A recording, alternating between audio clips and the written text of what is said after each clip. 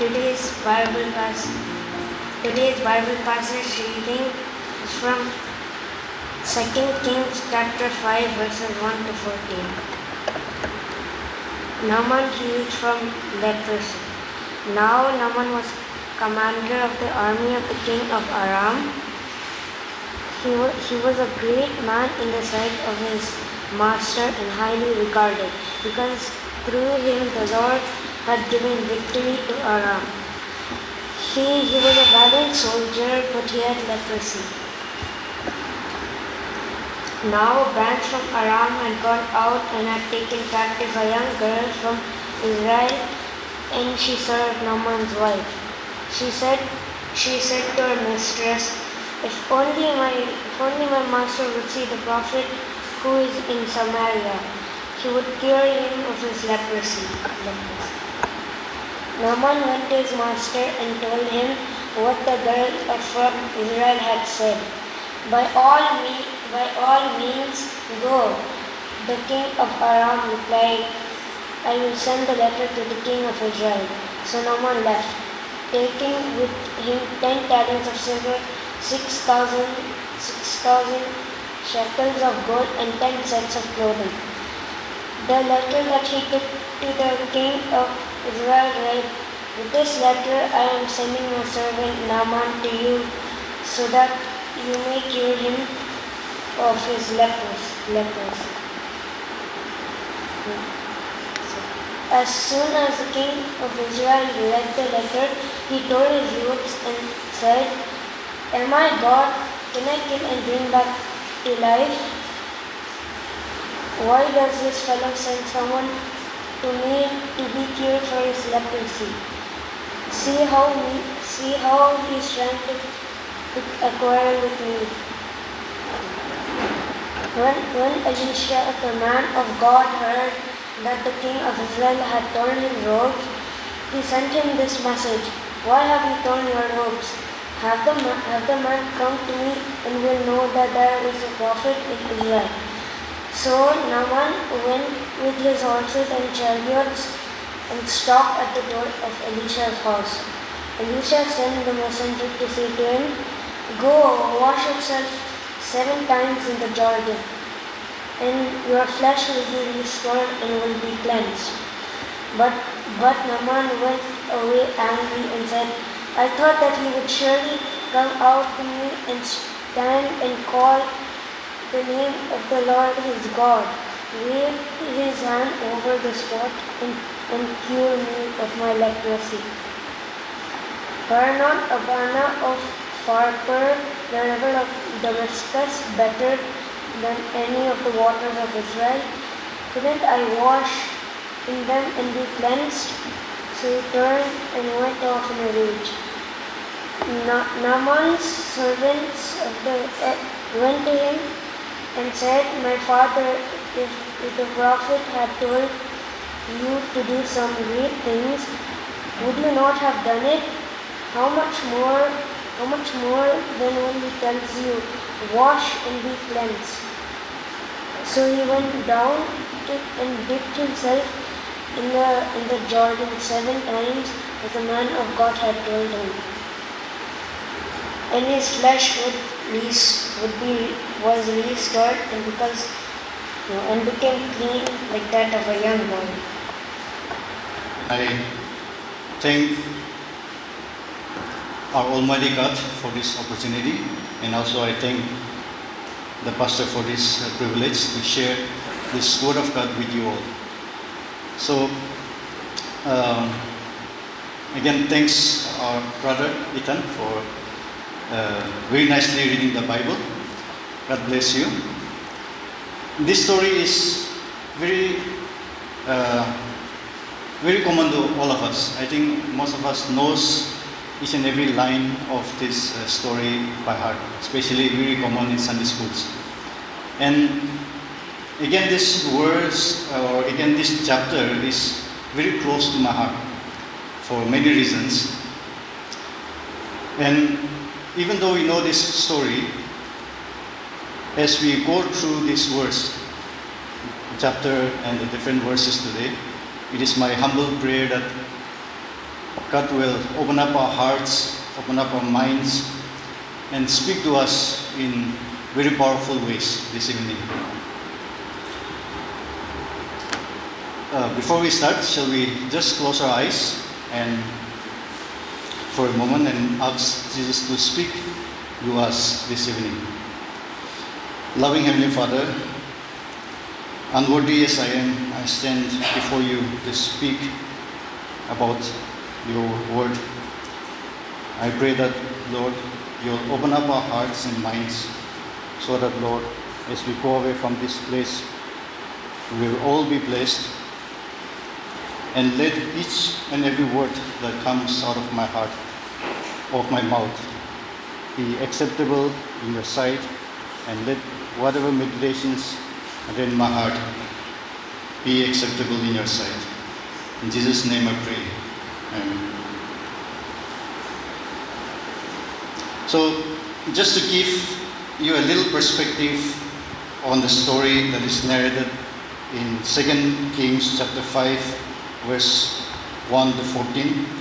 So this even took place sometime around 850 BC during the reign of King Jehoram, the king of Israel, and Ben-Hadad II, the king of Syria. So if you are referring to NIV version, you will see Aram here. So that is the present Syria. If you are at all reading the Syria and if you are confused, so the Aram that is referred here is present Syria. And this also comes at the time of the conclusion of the Elijah's prophetic ministry in Israel and the beginning of the work of his successor Elisha.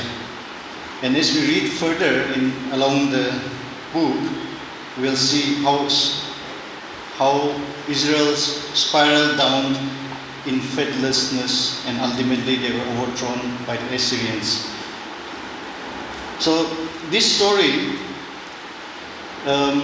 mostly revolves around one individual, a very powerful person by the name Naaman. And he was the commander of the powerful Syrian army. And not only that, he was very highly favored by the king. But there was one problem. So the problem was that he was a leper. And we know a leper is a person who is infected with leprosy. Now, leprosy was not curable at that time. And it was not just a mere physical suffering or an ailment, but it carried deep social and spiritual implications. And so, when we are looking at this person, we are looking at a very powerful man, but very desperately in need of healing.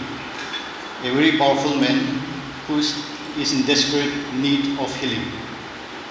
In Israel, this skin condition would have prevented him from mingling in the society. But in Syria, this condition did not stop him from carrying out his duty and his daily activities. Now, if we follow chapter 5, verse 2 to 5, we will see that a group of Syrian army had attacked Israel. And during one of those attacks, they have carried a servant girl from Israel. And she served as a servant to Naaman's wife. We will see that.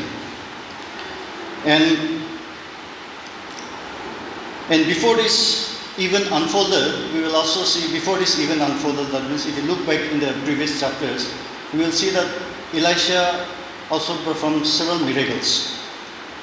And this slave woman must have seen or at least heard about some of those miracles that Elisha did. And so what she does, she goes to her mistress Naaman's wife, and then tells her about a prophet in Israel who can cure her husband's leprosy. So she goes and tells her husband about what her servant girl had told her. And then it is not written in the Bible, but his reaction must have been very immediate. So immediately he must have gone to the king and then told him what he has heard from the servant girl. And as expected, the king also said, "Go now." You will see that in between verse 2 and 5. And not only that, he wrote a letter to the king of Israel, Jehoram, and then he sends him off. And along with him, he takes with him 10 talents of silver, 6,000 shekels of gold, and 10 changes of clothing. So if we were to quantify it in today's term, it comes up to 340 kilograms of silver, 69 kilograms of gold, and very expensive clothing. So this was not a very ordinary gift, and for an equally extraordinary task that he was going to ask Elisha to do. So such an expensive gift, because he knew the gravity of his disease and he knew exactly what he was doing. So if you just reflect on this passage, the fact that God used a slave girl to bring about this good message to Naaman tells us that no one is insignificant in the eyes of God. No one is insignificant in the eyes of God, because God made us all in His image. In Genesis chapter 1, verse 27. In the eyes of the world, sometimes we may be belittled, or sometimes we may feel insignificant. But just as God used a slave girl to bring the news of healing from an incurable disease to Naaman, He can also use an ordinary person like you and me to do great things for Him and for the world. So going further along in verse 6 and 7, as soon as the king of Israel read the letter, he tore his robes and said, "Am I God? Can I kill and bring back to life? Why does this fellow send someone to me to be cured of his leprosy? See how he is trying to pick a quarrel with me." So if you see in the ancient tradition among the Jews, tearing of one's clothes is an expression associated with grief, sorrow, and loss. We can see that in Genesis chapter 44, verse 13. So during one of the great famines, Benjamin and his brothers went down to, we all know the story, just in short, Benjamin and his brothers went down to Egypt to buy food grains from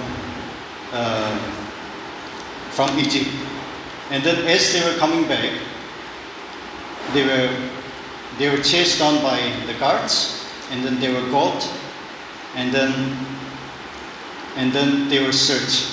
And then during the search, they found a silver cup which belonged to the king, and then Benjamin was taken back to Egypt. So during this period, Joseph and his brothers, they tore his clothes in utter despair. In verse 7, we'll see that Jehoram, after tearing his clothes, he again says, "Am I God to kill and to make alive?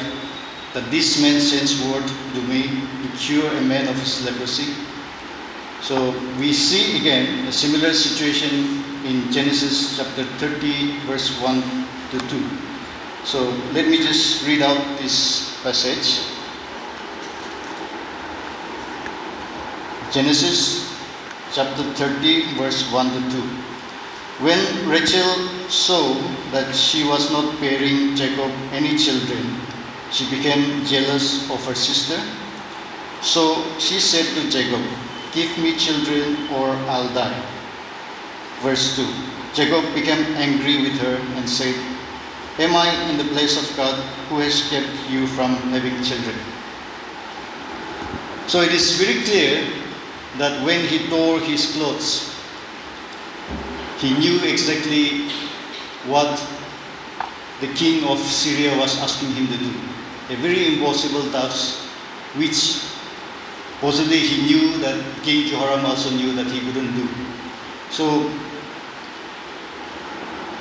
and the only, if you go in further in the verse 6, we'll also see that he only sees this letter as a means or as an excuse to wage war against him.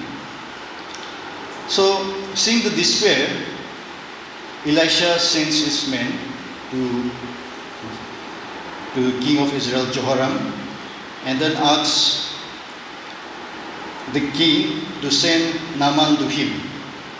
And we'll see it in verse 8 to 12. So let us look at 2 Kings chapter 5, verse 8 to 12. When Elisha, the man of God, heard that the king of Israel has torn his robes, he sent this message, "Why have you torn your robes? Have the man come to me, and he will know that there is a prophet in Israel." So Naaman went with his horses and chariots and stopped at the door of Elisha's house. Elisha sent a messenger to say to him, "Go wash yourself 7 times in the Jordan, and your flesh will be restored, and you will be cleansed." But Naaman went away angry and said, "I thought that he would surely come out to me and stand and call out on the name of the Lord his God, wave his hand over the spot, and cure me of his leprosy. Are not Abana and Parbar, the rivers of Damascus, better than all the waters of Israel? Couldn't I wash in them and be cleaned?" So he turned and went off in rage. So when Naaman came to the door of Elisha's house, so this is a very powerful man. So he must have certain expectations how Elisha should or would have greeted him. And then he tells us that he expected him to come out and greet him and wave his hand over the spot and then call on the name of the God and cure him. But instead, he sends his messenger only to tell the news. Now, I think at this point of time that Elisha had a good sense of humor. So a very powerful commander of Syrian army coming to him, and then he sends his messenger to convey the message to him. I feel that he had a good sense of humor, but most importantly, I also think that he has a very important message here, that your wealth and your power doesn't matter when you come in the presence of the Lord. So what God looks is your heart, whether you have the heart for God or not. And maybe at this point, Naaman also forgot that he was going before the God of Israel to receive healing from his sickness.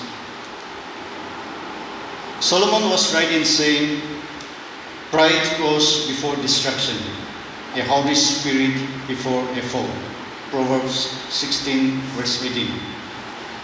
And the reason, if you see, the reason that Naaman walked away with rage has less to do with the behavior of Naaman, what he did or what was his behavior.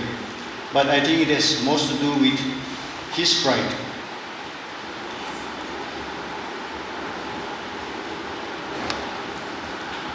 In our lives, pride can come in several forms or can show up in many ways. Thinking that we are better than others, or for whatever reason, thinking that certain tasks are beneath us, or thinking that everyone should treat us in some way, and so on. But remember what the Apostle Paul tells us. For by the grace given me, I say to every one of you, do not think of yourself more highly than you ought, but rather think of yourself with sober judgment in accordance with the faith God had distributed to each of you. Romans 12 verse 13. And unless we do away with our pride, we may be stopping ourselves from the breakthrough in our lives that we are desperately seeking for, or even from the blessings. We may be withholding ourselves from the blessings that God has in store for you. Again in verse 12, let's see it again. We can see the pride of Naaman again playing out his character. Naaman was not happy with the instructions to go and take part in the river Jordan. So instead he argues that the rivers of Damascus, which is in Syria, they are much, much better than the river Jordan. And instead he offers himself to go and clean himself there and be clean. But God had other plans.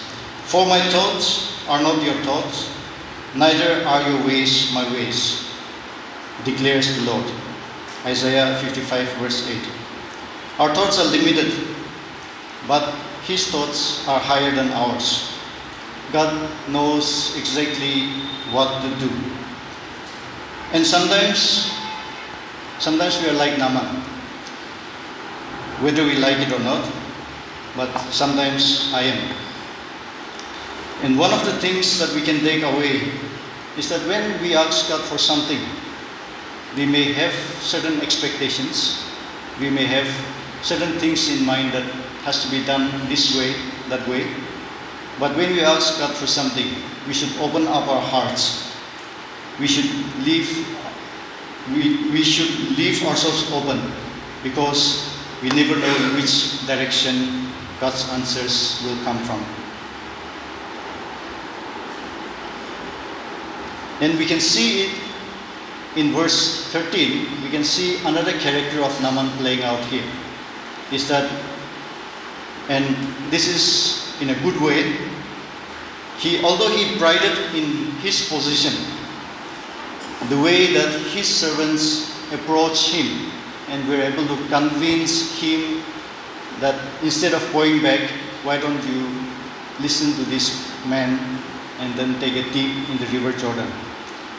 It tells us something about his character. He was approachable. He was humble enough to listen to his slaves.